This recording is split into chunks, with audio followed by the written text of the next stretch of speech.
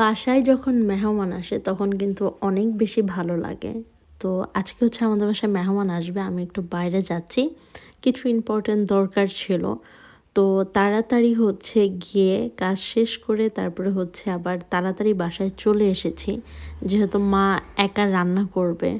তো একটু হেল্প করলে তো অনেক বেশি ভালো হয়।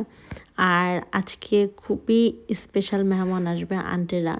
তো আন্টি হচ্ছে ভর্তা খেতে চেয়েছে। তো মা হচ্ছে ভর্তা বানিয়েছে। আর ভর্তা বানানোর তো অনেক বেশি ঝামেলা। যেহেতু পাটায় বেটে ভর্তা করতে হয়। ব্লেন্ডার করলে অত একটা ভালো লাগে না। কিন্তু যারা একদম না পারে তো তাদের তো ব্লেন্ডারেই করতে হয়, কিছু করার নাই। তো এ জায়গায় হচ্ছে আমি চিকেন রান্না করেছিলাম। আর ভর্তা যত ধরনের ছিল সব হচ্ছে মাই করেছে। ভর্তার সাথে কিন্তু ইলিশ মাছ, বেগুন ভাজা এগুলো খেতে কিন্তু অনেক বেশি ভালো লাগে।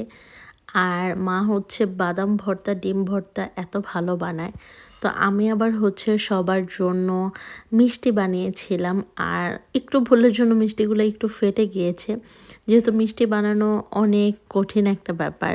তো ১৯ থেকে ২০ হলেই মিষ্টির অবস্থা খারাপ হয়ে যায়। তারপরে আলহামদুলিল্লাহ খেতে খুবই ভালো ছিল। তো শেষে হচ্ছে সবাই মিলে কফি খেলাম। সবাই ভালো থাকবেন। আল্লাহ হাফেজ।